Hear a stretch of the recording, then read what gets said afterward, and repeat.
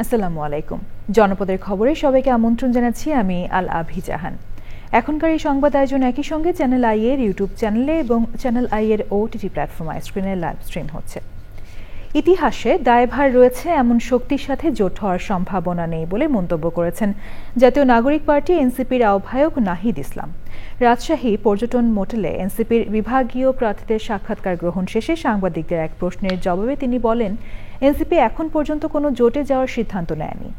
নাহিদ বলেন, ক্ষমতার লোভে যদি কেউ জাতীয় ঐক্য ভেঙে দেয় তাহলে হিতে বিপরীত হবে। সরকার টিকাতেও কষ্টকর হবে বলে তিনি মনে করেন। সমসাময়িক রাজনৈতিক বিষয়ে সংবাদ সম্মেলন অনুষ্ঠানে আরও উপস্থিত ছিলেন এনসিপির উত্তরাঞ্চলের মুখ্য সংগঠক সার্জিস আলম।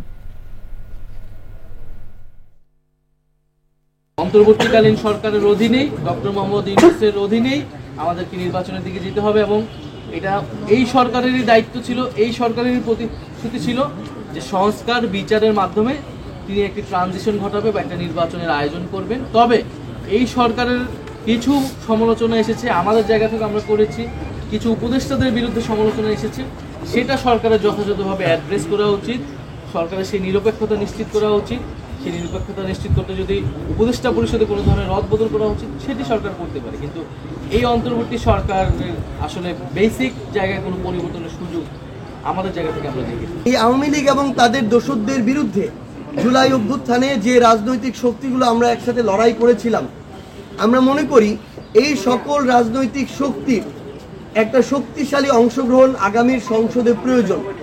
আগামীর সংসদে যে কোনো রাজনৈতিক দল যদি এককভাবে সরকার গঠন করে এবং পরিচালনা করে, আমরা মনে করি ওই সরকার সংসদ বেশি দিন চালাতে পারবে না এবং ওই সংসদ বেশি দিন টিকবে না।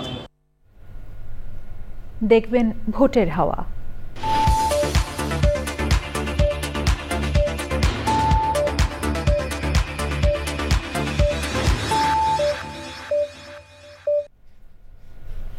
আসন্ন জাতীয় সংসদ নির্বাচনকে ঘিরে সারা দেশে বইছে নির্বাচনী হাওয়া। দীর্ঘদিন পর অবাধ সুষ্ঠু একটি নির্বাচনের প্রত্যাশায় সবখানেই চলছে আলোচনা। দেশের নানান বয়সী নানান পেশার মানুষ কি ভাবছেন নির্বাচন নিয়ে, আজ জানবো কি চাইছেন খুলনার ভোটাররা। কে ভালো, কে কাজ করবেন, কে সৎ, কে জনগণের প্রতি প্রতিশ্রুতিশীল, এটা তো বোঝা কঠিন। তবে যেটা আমরা প্রত্যাশা করি, যিনি হচ্ছে পার্লামেন্ট মেম্বার হিসেবে শিক্ষাগত জায়গাটা, দক্ষতার জায়গা, যার হচ্ছে জনগণের সাথে সম্পৃক্ততা আছে, তৃণমূলের সাথে সম্পৃক্ততা আছে, জনগণের কষ্টটা বোঝেন এবং সমাজোপযোগী আইন প্রণয়নে যারা ভূমিকা রাখতে পারবেন, মানুষের কষ্টে, এলাকার মানুষের সুবিধা অসুবিধার মধ্যে যারা পাশে থাকবেন, সেরকম মানুষই পার্লামেন্ট মেম্বার নির্বাচিত হবেন, এটা আমরা প্রত্যাশা করি। নারী হিসেবে চাই নারী নিরাপদ একটা রাষ্ট্র হোক, নারী হিসেবে আমি স্বাধীনভাবে চলাফেরা করতে পারি এমন একটা রাষ্ট্র হোক। আর শিক্ষার্থী হিসেবে চাই শিক্ষা ব্যবস্থা উন্নতি হোক, আর হচ্ছে রাজনীতি মুক্ত একটা ক্যাম্পাস হোক। যদি যোগ্য প্রার্থী থাকে যারা নির্বাচিত হলে ভবিষ্যতে জনগণের জন্য সুফল বয়ে আসবে, এরকম কোন প্রার্থীকেই আমরা ভোট আমাদের যারা সুবিধা হবে আমরা সেরকম নেতৃত্ব চাই। যারা শান্তি শৃঙ্খলা যারা রাখতে চায় তাদেরকে আমরা ভোট দেবো। দেশটা তো ধ্বংসের পথে চলে গেছে। এদেশের সাধারণ মানুষের আয়, ইনকাম, কাজ কর্ম সব এদেশে বন্ধ। ব্যবসা বাণিজ্য সব দল অংশগ্রহণ করুক, আওয়ামী লীগ করুক, বিএনপি করুক, জামাত করুক, সব দল মিলে দেশের শান্তি শৃঙ্খলা বজায় রেখে সুষ্ঠু নির্বাচন হলে আমরা নির্বাচন। আমি সৎযোগ্য প্রার্থীকে আমার জীবনের প্রথম ভোটটা দিতে চাই, যার সাথে আমি সরাসরি দেখা করতে পারবো এবং যার সাথে আমি ফ্রি মাইন্ডে সবকিছু শেয়ার করতে পারবো এবং দেশের উন্নতি হয় যেন আমাদেরও উন্নতি হয়। উন্নয়ন করতে গেলে যোগ্য ব্যক্তি লাগে, সৎ লোক লাগে। এখন রাজনীতিবিদরা এমন পজিশনে গেছে, এখন কি বলবো, করতে গেলে তো তথাকথিত বাংলাদেশের এই দলগুলো বাদে বিকল্প কোনো শক্তি আসে। আমরা চাই সামনে যে নির্বাচন আসতেছে এটা সঠিকভাবে দলমত নির্বিশেষে অংশগ্রহণমূলক নির্বাচন হোক।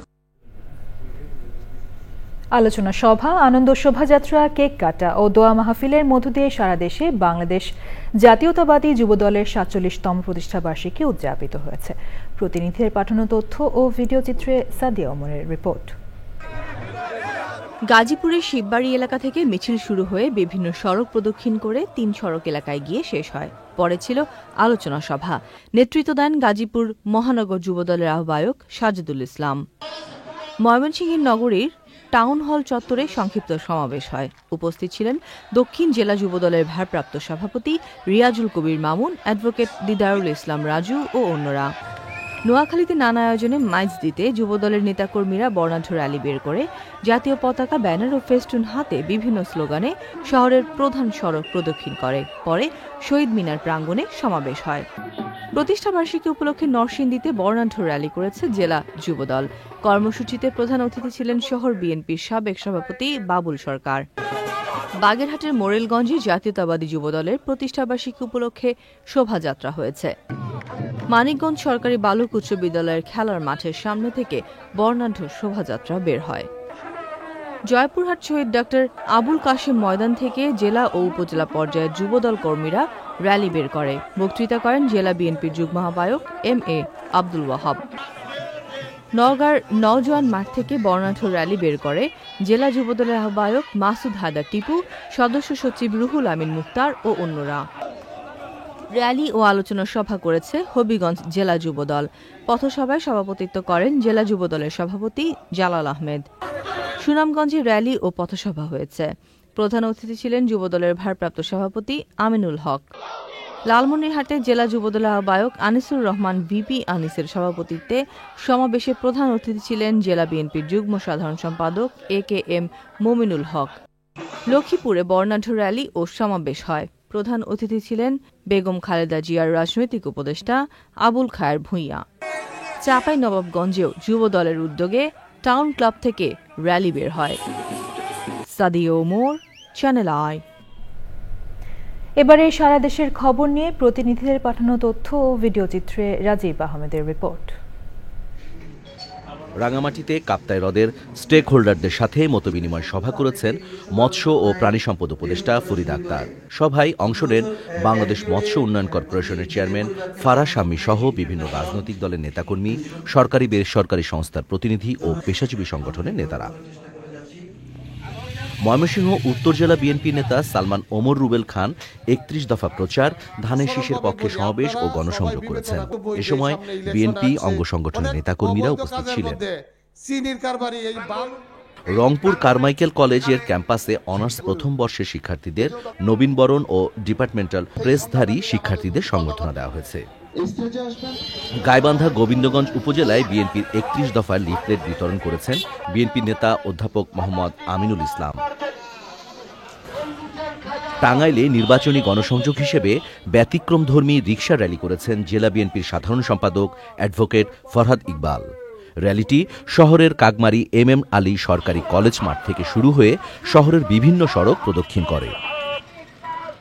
চট্টগ্রামের সীতাকুণ্ড উপজেলার 4টি কেন্দ্রে মেধাবৃত্তি পরীক্ষার আয়োজন করেছে ইত্তেহাদ ফাউন্ডেশন। এতে অংশ নেন প্রাথমিক ও মাধ্যমিক পর্যায়ের প্রায় ৩,০০০ শিক্ষার্থী। নরসিংদীতে জেলা বিএনপির সেক্রেটারি মঞ্জুর ইলাহির রোগমুক্তি ও সুস্থতা কামনায় দোয়ার আয়োজন করেছে জেলা বিএনপি। টাঙ্গাইলের দেলদুয়ারে বিএনপির ৩১ দফা লিফলেট বিতরণ ও মোটরসাইকেল শোভাযাত্রা করেছে কেন্দ্রীয় স্বেচ্ছাসেবক দলের সাবেক সহসভাপতি অ্যাডভোকেট ইকবাল হোসেন খান। মেহেরপুর জেলা প্রশাসনের উদ্যোগে প্রশিক্ষণ কর্মশালা হয়েছে। উদ্বোধন করেন জেলা প্রশাসক ডক্টর মোহাম্মদ আব্দুল সালাম। সাভারে ঢাকা জেলা যুবদলের সাধারণ সম্পাদক আইয়ুব খানের নেতৃত্বে তারেক রহমানের ৩১ দফা বাস্তবায়নের লক্ষ্যে মিছিল হয়েছে। মিছিলটি ঢাকা আরিচা মহাসড়কের সাভার রেডিও কলোনি থেকে শুরু হয়ে বিভিন্ন সড়ক প্রদক্ষিণ করে। Rajib Ahmed, channel I.